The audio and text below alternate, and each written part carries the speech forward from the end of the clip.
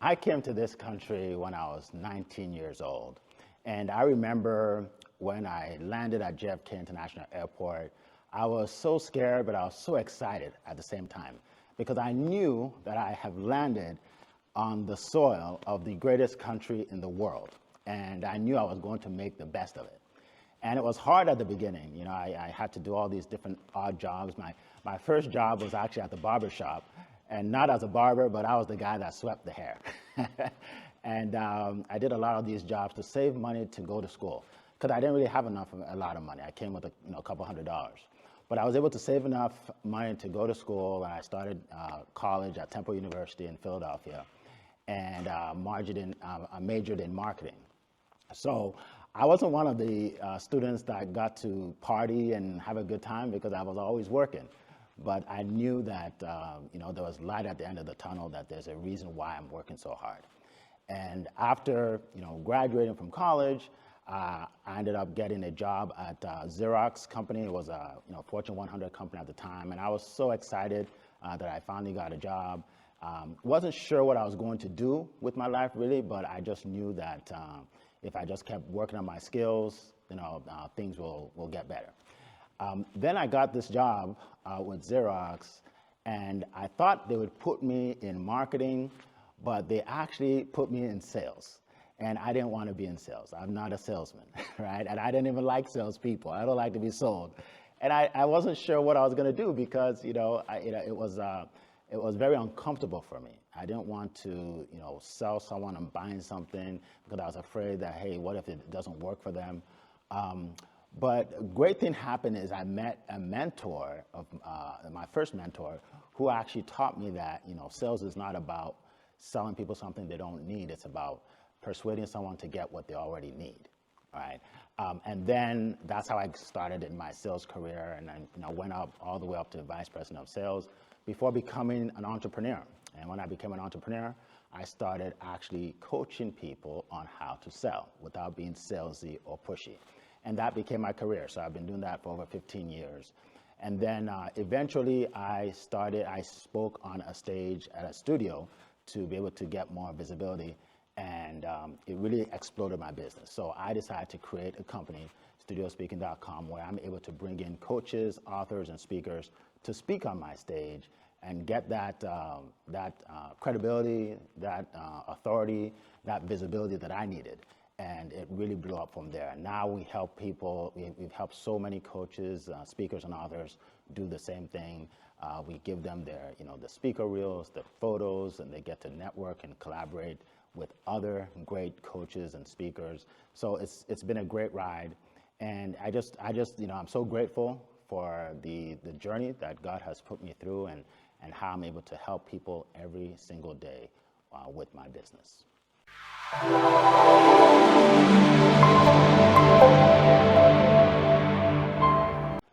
Growing up, my biggest challenge was I was deathly afraid of public speaking.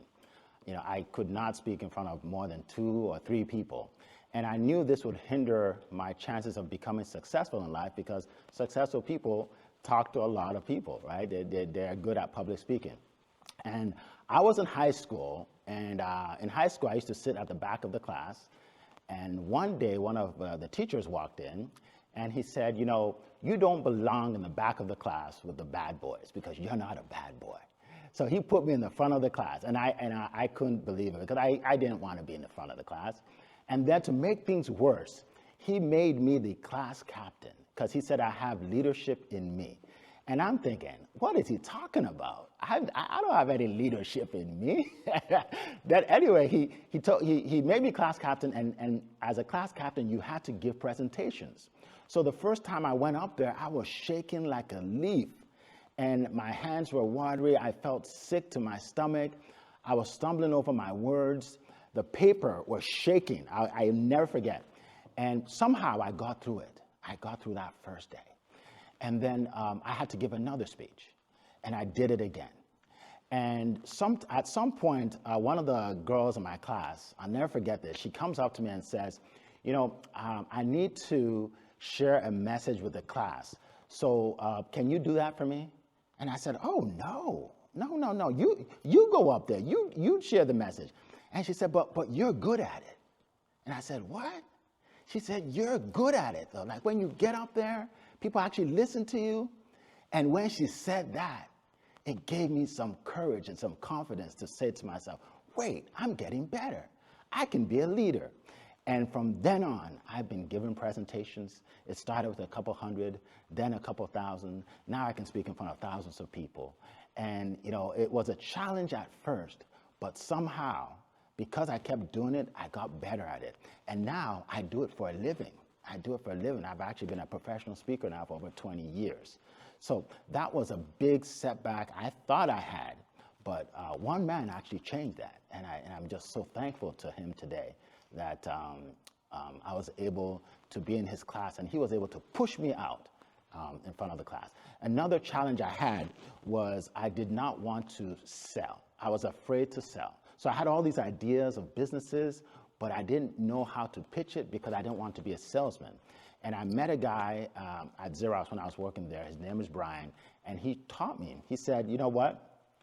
All you have to do is help people get what they already want. And we would go around these, to different accounts, and he would get to know people, right? He would see a picture on their desk and say, hey, is that your family? And they'll talk about family, they'll talk about vacations, and then at some point he'll get into business and say, hey, what do you like about your copiers? Because we sold copiers and toners and stuff like that. And then eventually he would recommend the best copier for them. He would say something like, okay, so we have these these two options. Here they are. Which one do you prefer? And they'll say A, right? And then he'll say, well, you know what? I think you need some toner too, because you don't want to run out of toner. So he said, we can order 4 months or 6 months. What's better for you? And they said 4 months, and he'll tick it off. And he did that for paper and everything. And we'd walk out with this order of all these stuff. And I realized that the reason he was able to do it was because he got to know them. He got to know their pain, and they listened to his recommendation. And that's how I started what I call compassionate closer. I became what they call the compassionate closer, where you help people get what they already need. And it literally changed my life. It changed my life. Not only did it become a career for me where I'm teaching other entrepreneurs how to sell, but it just really boosted my self-confidence, knowing that I can help people get what they want. It's a win-win situation. They win, I win, we all win.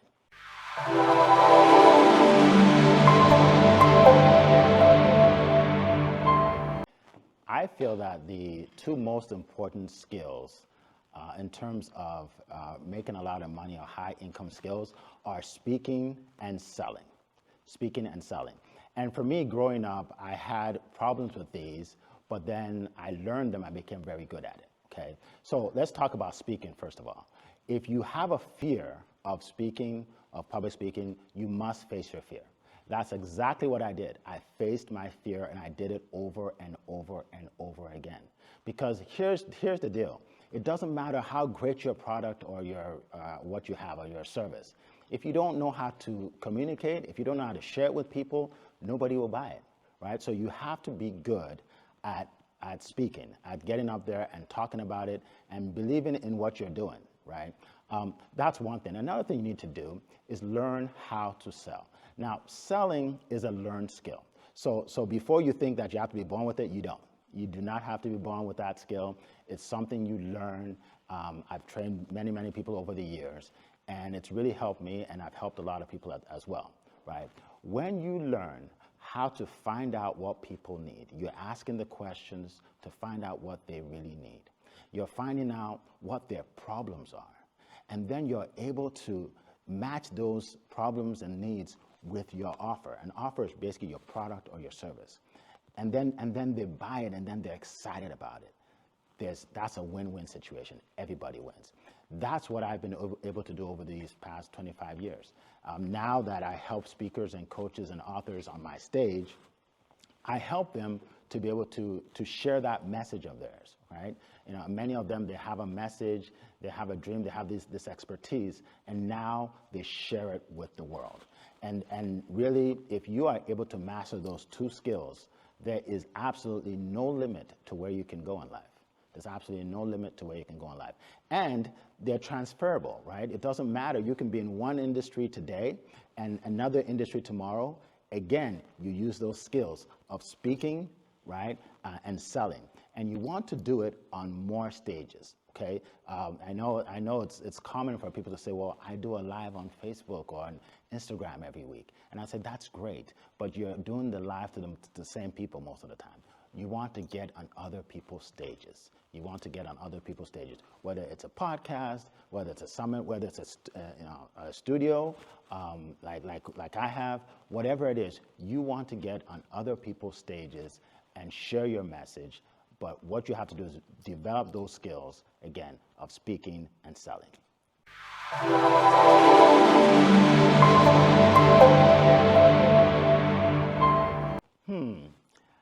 I feel that the number one piece of advice I would have given myself at 21 was believe in yourself. Build your belief. Build yourself more than you build your business. Because, it doesn't matter how many skills you have.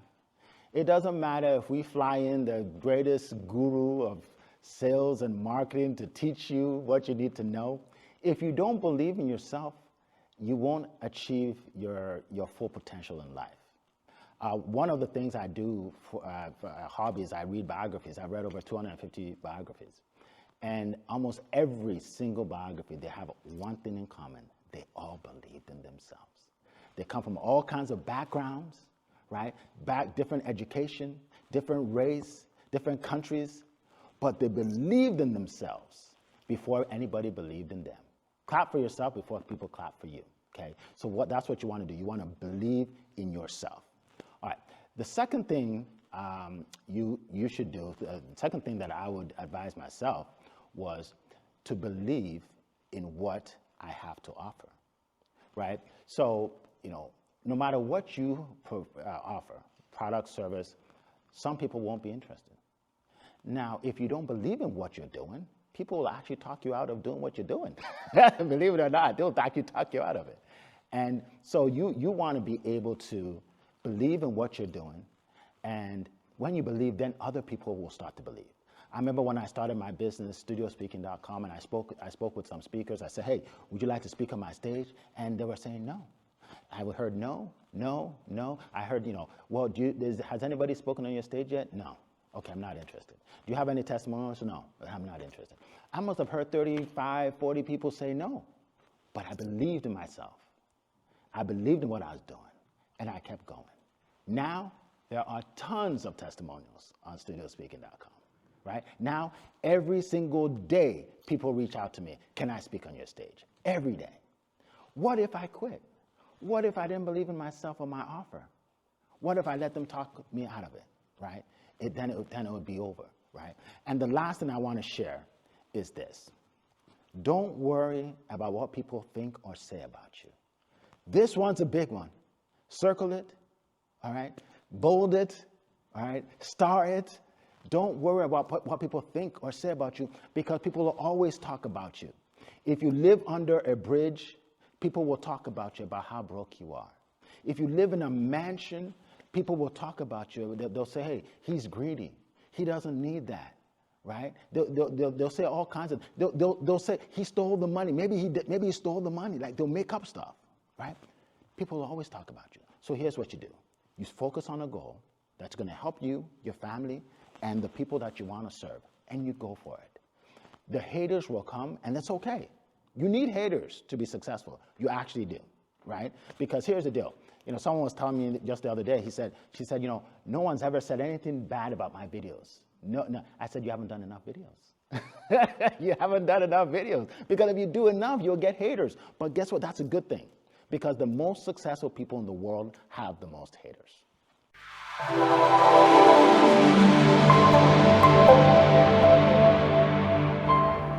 Now more than ever, there are millions and millions of new coaches and authors and speakers out there that want to get their name out.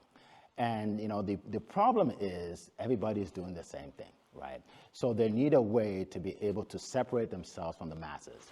So over the next few years, my goal is to get to hundreds and even thousands of these speakers to help them to put their name out there. I remember one of the speakers that came to speak on my stage. She's a former WNBA star, so she's a public figure, and she had experience speaking at schools, to sports teams, but she wanted to go to another level. She wanted to speak to corporations. So we helped her out. She came on our stage. She did an incredible job. And now, we're helping her transition from speaking to one group to another group. All right. And she even came out with a book. We helped her to make it a bestseller as well. And I just realized that there are people, at different levels. Right, and she's at a higher level, and we're helping her take it to a whole new level. Those are the kind of things I love to do. She was so impressed by what we did for her that she came twice. So she actually spoke on our stage 2 times. All right. There's another lady that spoke on our stage who had no experience speaking. Right, she had no experience. She's a coach, and she never even thought she could do it. But I believed in her, even though she didn't believe in herself. And she ended up speaking on our stage. I remember she came off the stage saying, "Hey, I just looked at my email. I already got 5 bookings." And then she said, "All these people want me to be on their podcast." And she got excited, and I got excited for her because this is what I live for, right? This is what I live for. So it doesn't matter if you're brand new or if you have experience. Anybody can get out there and gain that credibility, that authority, that visibility they need to get more leads, to get more sales, to get more speaking engagements. And remember, it doesn't matter what you've done in the past or where you are. Today is the beginning of the rest of your life, and you can do it. You can do it. If you want to come to our stage, just let me know, studiospeaking.com, and you'll be able to share your message, and we'll give you all the assets, the digital assets you need to share that message with the world. Thank you very much.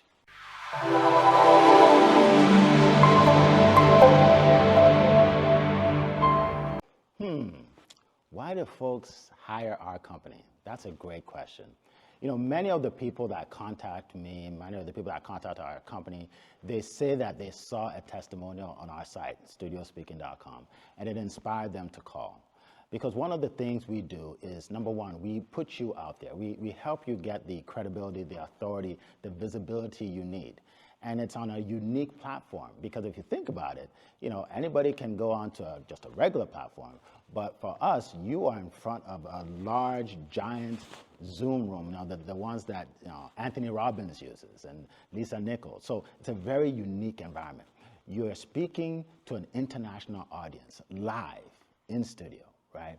And not only that, you're branding yourself. You're branding yourself as the expert in your field. I give you an award for your past accomplishments, which is very important, right? And then also, what we do is we give you all the reels from the speech that you gave, so done for you, so you can use that for your social media. And actually, for me, one of the most important things, aside from all of that, is you get to meet other great coaches, speakers, and authors. We break bread together. We go to nice restaurants. We get to know each other because 90% of what I learned in business, I didn't learn in college. I actually learned from other people, right? People that already have success, right? They always say that if you want to be great at something, find someone that's already done it and model them. And that's what I've done over the years, right? So it's important to be in that kind of environment. When you come to our stage, you are in a place that most people will never, ever experience. Think about your industry. Think about your competitors, people that that do what you do. Go to their pages. I almost guarantee you will not see them speaking in front of a giant Zoom room to the international audience, right? Because it's very unique. And when people see the uniqueness of it all, that's what draws them to us. And aside from that, we also help the audience that comes to watch these events, right? Over the next few years, we're going to have thousands and thousands of more people that will come to our events virtual. They get to come virtual, right? And they get to learn from all these great speakers, all these great authors, all these great coaches and consultants. And, for me, I want people to say years and years from now that I went to one of their events and it changed my life. Because of the information that I gathered from that event, it absolutely changed my life. So I want to change the lives of these speakers, these authors, these coaches, but also change the lives of the people that come to witness this.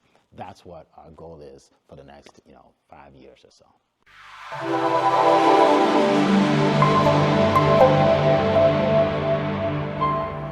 I have loved my experience here, Making of an Entrepreneur.